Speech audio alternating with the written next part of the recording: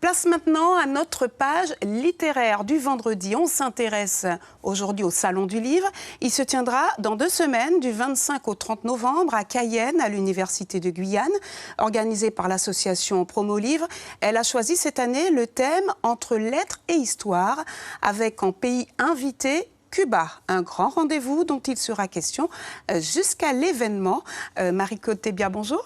Bonjour Catherine, bonjour à tous. Alors aujourd'hui, vous nous présentez les écrivains cubains qui seront présents à cette manifestation. Absolument Catherine, cette année, 4 écrivains cubains d'origine cubaine vont participer à ce salon, des écrivains résolument contemporains qui, avec leurs ouvrages, écrivent une autre histoire cubaine, folle, baroque, imagée, conscientisée, inspirée par un pays à l'histoire symbolique et très forte. Nancy Moreron notamment, et d'ailleurs membre du prix Carbet de la Caraïbe. Elle a écrit de nombreux livres, essayiste, poétesse, critique littéraire. Elle évoque la révolution cubaine dans ses écrits, prône la fusion des origines pour faire naître une nouvelle identité cubaine, une thèse qu'elle développe d'ailleurs dans Nation et Métissage, donc son dernier ouvrage.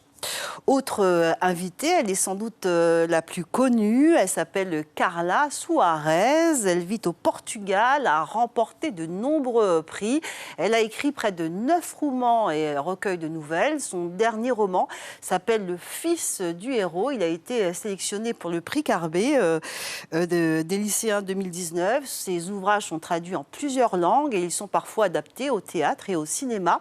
Son écriture est précise et fluide. Elle est connue pour développer des romans à dimension psychologique dans un contexte historique et politique bien réel.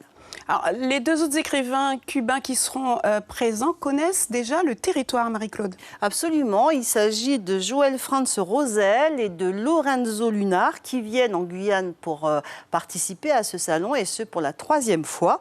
Joël Franz Rosel est auteur et illustrateur. Il est surtout connu pour raconter dans ses ouvrages la courageuse petite vie d'un petit chat noir, une allégorie évidemment destinée à la jeunesse de son pays et d'ailleurs afin de préserver au mieux l'âme afro-cubaine. Il est traduit lui aussi dans de nombreuses langues et a été primé à plusieurs reprises.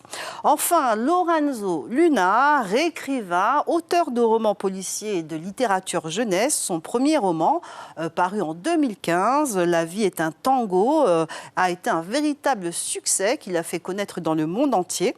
Son œuvre est typique de la littérature cubaine. Elle est à la fois drôle, émouvante et parfois violente. L'auteur est connu également pour son écriture très claire et très loin des clichés. Voilà donc pour les auteurs cubains. Le Salon du Livre se tiendra donc du 25 au 30 novembre avec de nombreux auteurs venus également de tous les horizons, des auteurs qui seront à la rencontre du public lors de conférences, de tables rondes ou encore de rencontres complètement informelles sur les stands. Cette manifestation se tiendra au campus Troubiran, un Salon du Livre, vous l'avez dit Catherine, organisé par l'association Promo Livre, incontournable pour les amoureux des belles lettres. Il est dédié à la littérature sous toutes ses formes, à ne pas rater. Et nous y serons. Merci Marie-Claude Thébia. Merci Catherine, merci à tous. Suivez l'info sur Guyana Première, télé, radio et Internet.